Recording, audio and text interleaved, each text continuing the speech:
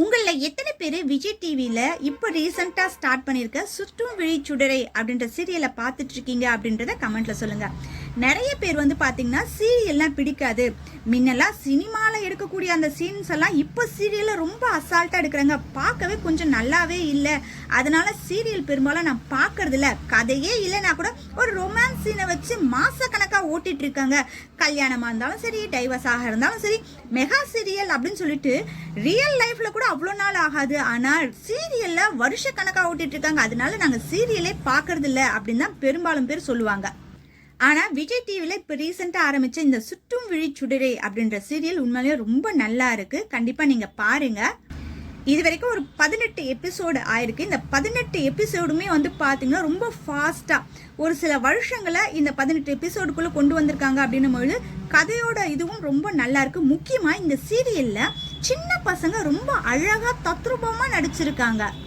சுடராக நடிக்கக்கூடிய அந்த பொண்ணோட முகபாவம், பேசக்கூடிய அந்த உச்சரிப்பு எல்லாமே ரொம்ப நல்லா இருக்கு.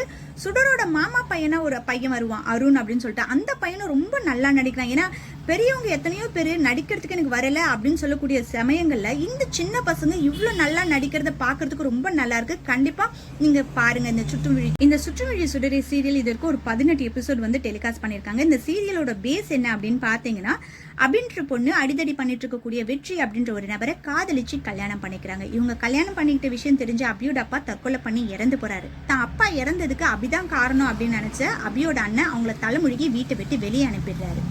அங்கிருந்து அபியை கூட்டிட்டு வர வெற்றி பாஸ் வீட்டுக்கு வராரு. பாஸோட மனைவி வெற்றி இவ்வளவு நாள் வரைக்கும் தம்பியா தான் நினைச்சிருக்காங்க, அதனால அவங்க 2 பேரையும் ஆரத்தி எடுத்து உள்ள கூட்டிட்டு போறாங்க. ஆனா அவங்க பாஸுக்கு அபியை சுத்தமா பிடிக்கல. காரணம் என்ன அப்படின்னா, இவ்வளவு நாள் வரைக்கும் வெற்றி எந்த ஒரு வேலை செய்யறதா இருந்தாலும் என்கிட்ட கேட்டுதான் பண்ணுவான், ஆனா இன்னைக்கு ஒரு கல்யாணம் பண்ணிட்டு வந்திருக்கான் அப்படின்னா அந்த பொண்ணு நாளைக்கு என்ன வேணாலும் பண்ணுவா, இவங்க 2 பேரும் எப்படியாவது பிரிக்கணும் அப்படின்னு அவங்க பாஸ் நினைச்சிட்டு இருக்காரு.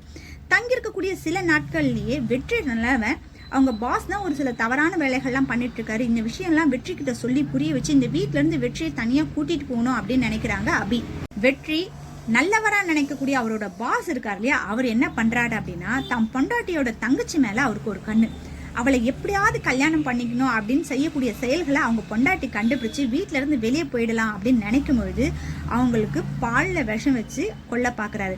இதை தெரிஞ்சுக்கிட்ட அபி அவங்களை எப்படியாவது காப்பாத்தலாம் அப்படின்னு சொல்லிட்டு முயற்சி செய்யும் பொழுது அவங்க இறந்து போறாங்க. அந்த கொல்லப்பழிய அபி மேல தூக்கி போட்டுடுறாங்க.